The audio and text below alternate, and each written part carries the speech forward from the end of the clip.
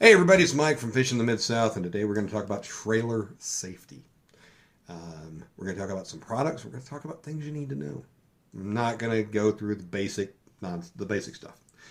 A couple of really good points though I want you to talk about. We're going to talk about tires, and we're going to talk about a tire pressure management, monitoring system. So, um, let me start off with this. TPMS, tire pressure management system. If you have monitoring system, pardon me, I keep doing that. If you have a reasonably late model vehicle, it will tell you the pressure on your tires. So if you start having low pressure, it will pop up a warning and all this kind of fun stuff. So I'm going to talk about, this is the Zradnox, Zradnox. I'll put a link in the description. Tire pressure monitoring system. It's a T15-4 or something like that. Anyway, it's cheap. Okay. Now, I don't have all the pieces here because I'm using it. But it does come with a USB A to C cable. It doesn't come with these. These are these are caps that came off my car. This is it's thick, so you might think it's Velcro. It's not. It's just thick, like foam tape, double-sided tape, so that you can put it here on the bottom and stick it to your dash. I have not done that. And then those are from one of my reels. It has a little dinky wrench that I don't have in here because that's somewhere else. It comes with 4 of these nuts. They call them anti-theft nuts or something, anti-theft devices. And it comes with 4 of these guys. I only have 2 of them here because the other 2 are on my trailer. So they're external. They go on where your valve stem cap normally is. So what you do is when your trailer tires are cold, because that's when you want to measure these things, you want to fill them up to the rating.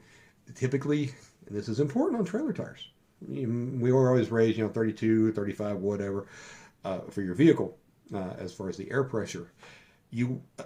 If there is a sticker, a placard, whatever on your trailer that says what the tire pressure should be, go by that. Otherwise, try to go very near the max pressure on the side. Again, that's cold pressure.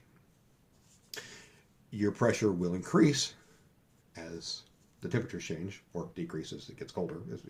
But as you're going down the road, it will go up. Okay. So how you put these on is you screw this safety piece all the way onto the valve stem. Then you screw this piece on as tight as it'll go. Then you back this off against it, and then you use a little skinny wrench to tighten it up against it, and that kind of locks it in place. Basically, it's using the pressure of the 2 nuts, the internal one here, and then this one, to keep them from coming off. I wouldn't say that it keeps anybody from stealing them, but this whole set is either 14 or 16 bucks on Amazon right now, and that's for 4 tires.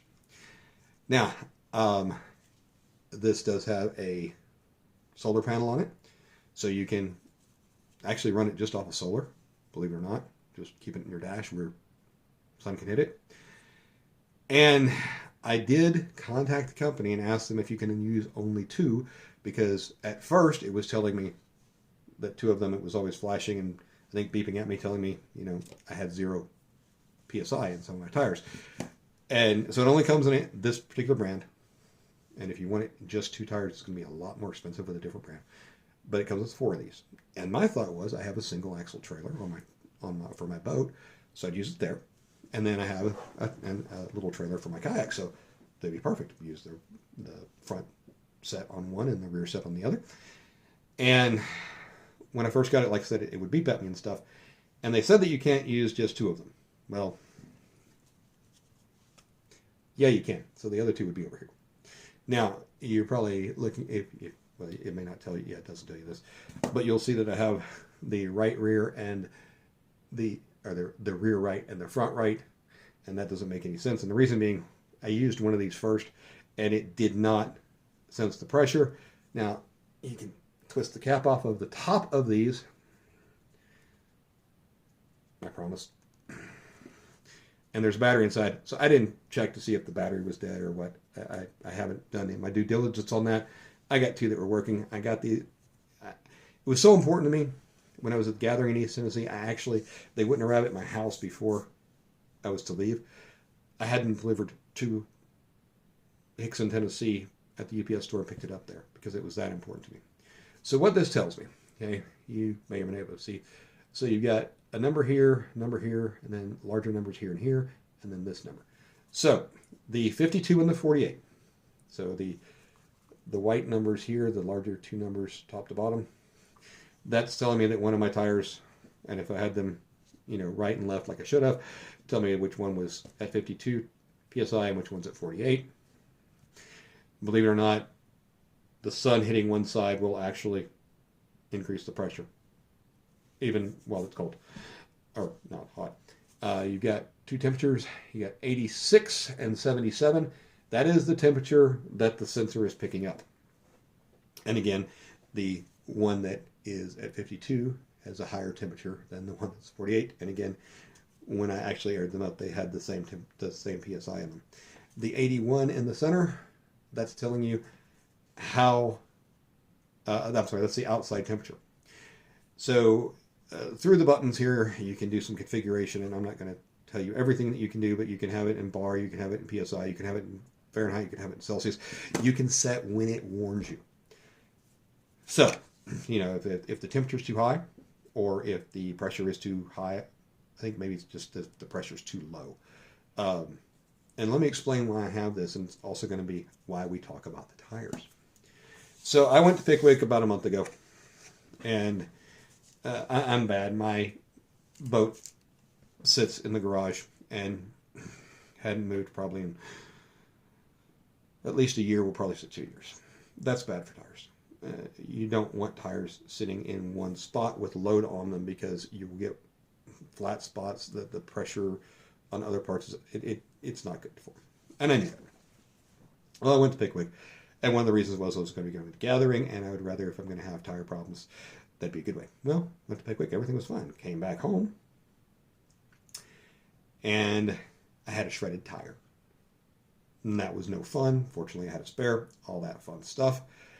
And when you see semis, how they don't have flat tires, they just have tires that disintegrate.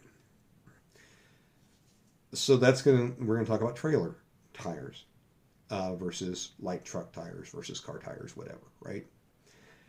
So give you a little bit more information about my trip. So on the way back, the road one of the lanes is just really in bad shape. To the point that, I kept adjusting my mirror to look and make sure I didn't have a flat tire. At some point after I got out of that section, I felt something. So I'm in the truck, right? Felt something like kind of clunk and heard something. And I looked in my rearview mirror, and in one of my taillights was, spiraling itself down the road. So I turn around, I pick it up and all that kind of stuff. And I glanced at the tire to make sure it wasn't flat, or I'm like, I don't know what happened.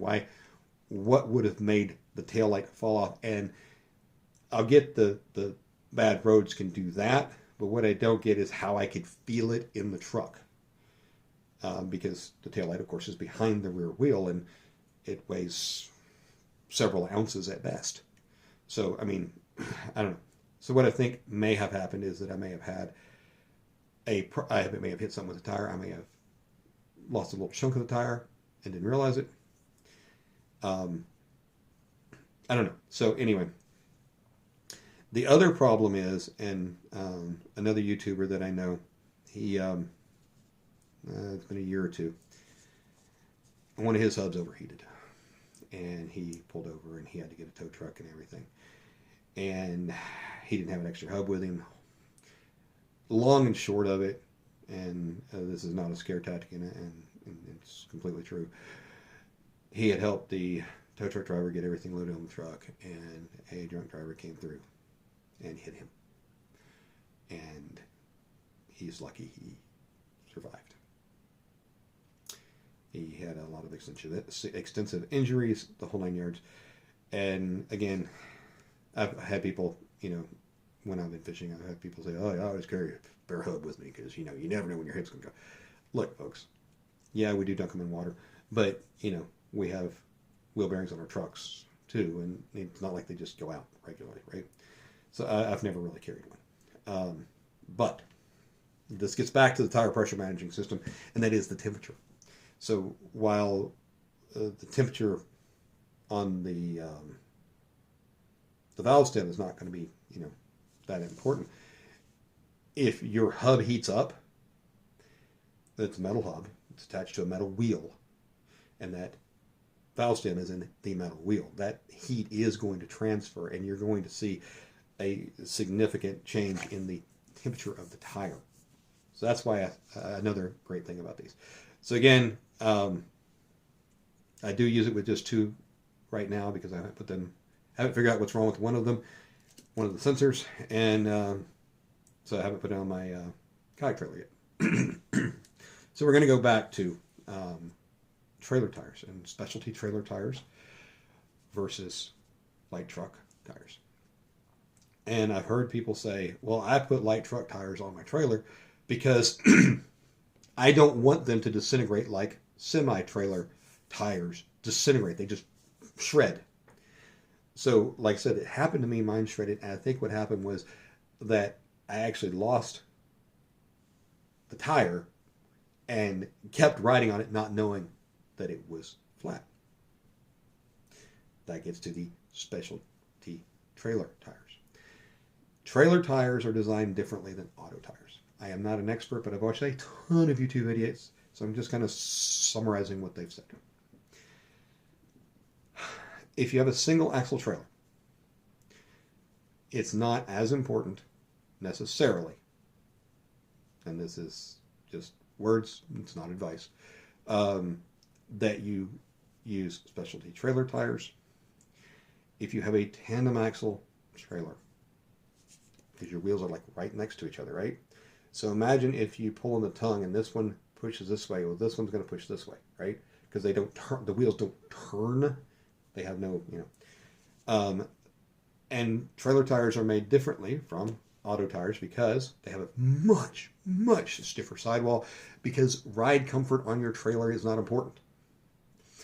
Being able to, you know, keeping the tire cool is more important to the tire manufacturers, and that stiff sidewall is more important because that lateral movement, because, you know, your front tires don't turn and you don't have shorter distance and between two wheels when you turn and that kind of stuff, especially on a tandem. Now on a single, you know, when you turn, one doesn't and one does, but on a tandem axle you get that torque difference between the front and the rear wheel because they're just right there next to each other.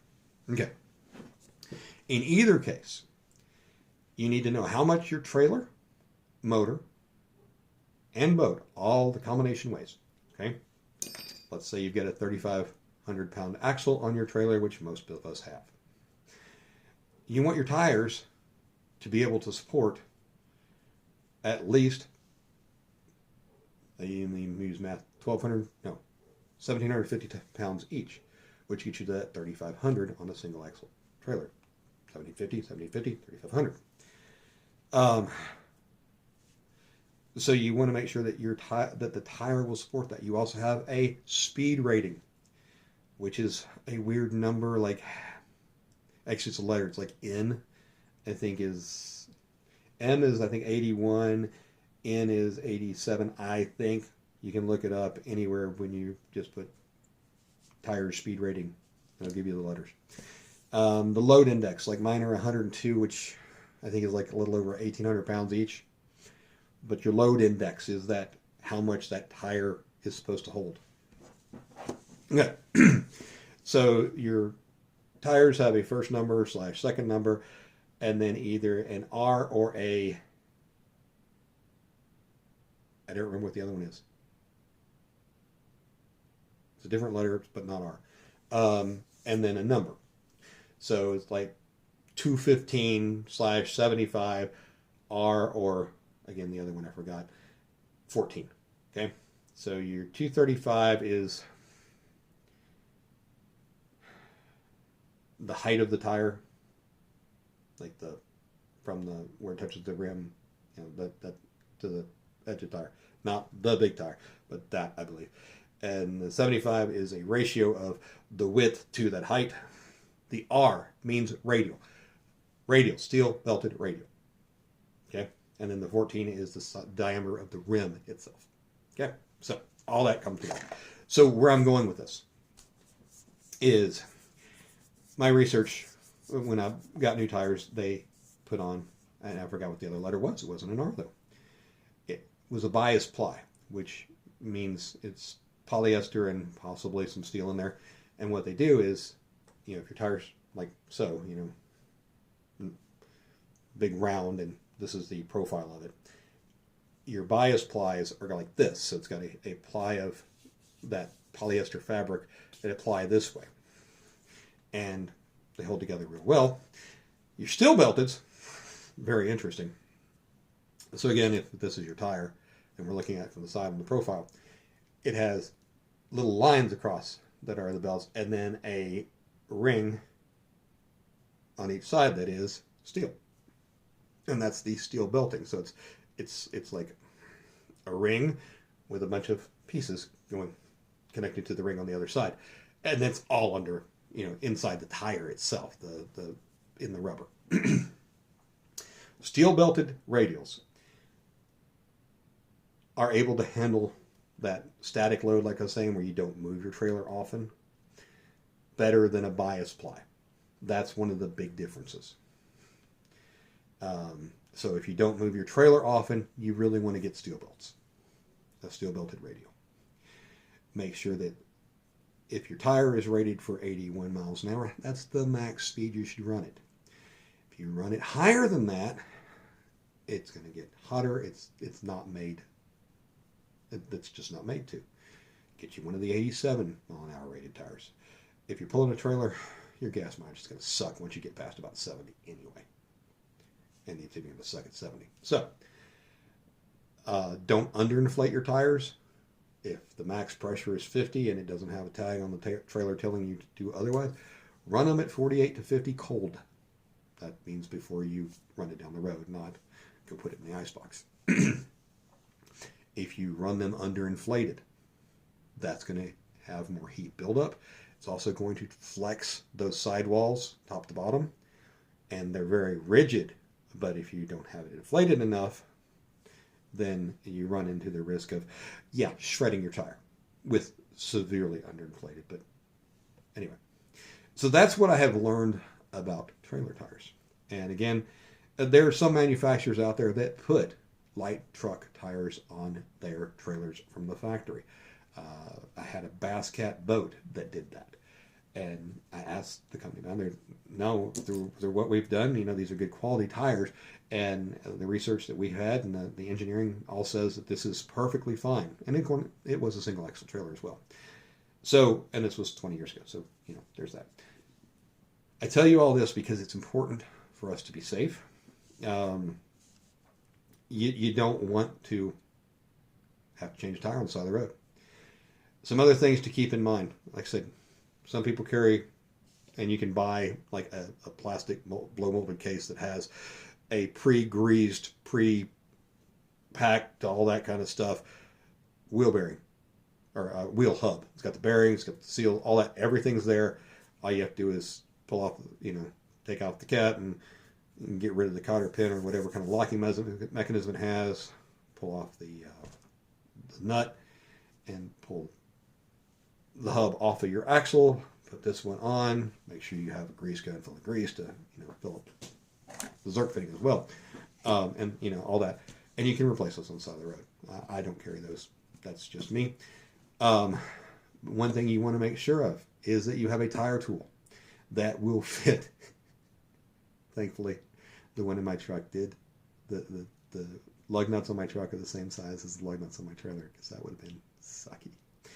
Also, make sure that the jack that comes with your vehicle is capable of being able to lift up your trailer to, that it can go high enough, etc. I have had an SUV before that the jack in there stopped here and the SUV was at this height, so even when you got all the way up, it still wasn't lifting it up in the air so that you could change the tire. So I've been a lot long-winded on this. I apologize, folks, but safety is really important. You don't want to have a blowout. This little device, like I say, 14, 16 bucks, absolutely absurdly cheap. I'm not going to say it's the greatest on the market. I don't know. I would rather, one of the downsides to this system where you have to put it on where the valve cap goes is if you want to put air in it, you got to take this off, put air in it, and put it back on. And since you have that little locking nut and that little bitty wrench, then you got to deal with all. They do make some that go on the outside that also have a valve in here, so you could actually air them up with this thing on. They're significantly more expensive. You could, I don't know how, but I'm sure you could get the ones that are mounted on the inside of the wheel, on the valve stem itself, inside the wheel, and then have an external system like this. But again, that's going to be significantly more expensive. This was the cheapest on Amazon. And again, 14, 16 bucks, and I think I actually only paid like 10 for mine back when I got it a month ago. Absurdly cheap insurance.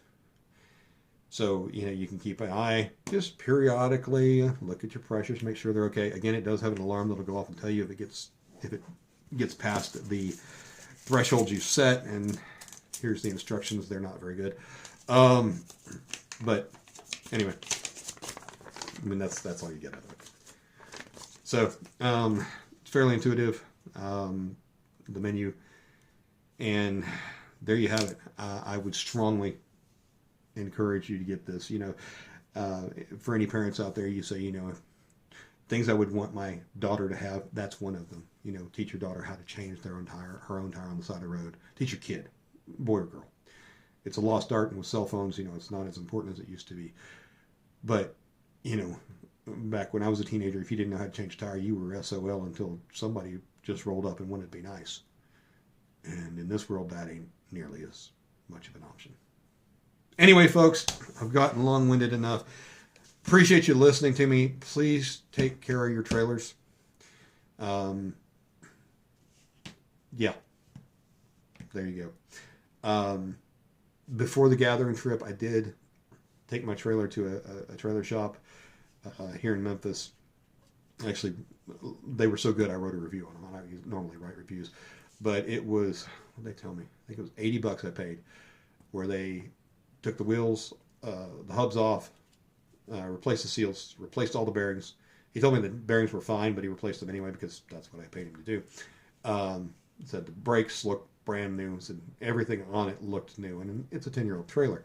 I don't know how much it was used before I got it, and I know how little it's been used since I've had it. But again, I was taking that long trip across the state, and so I wanted to make sure that I just didn't have any problems. So anyway, yes, I could have done it myself, but I don't like getting greasy and nasty. Take care of your trailers. They'll take care of you. It's no fun being on the side of the road, and it is quite dangerous. Thanks for watching, everybody. It's Fishing Mid-South. Subscribe, like, all that fun stuff. If you think I'm an idiot, please leave a comment below because I don't hear that quite often enough. Have a wonderful day. We'll see you on the next video.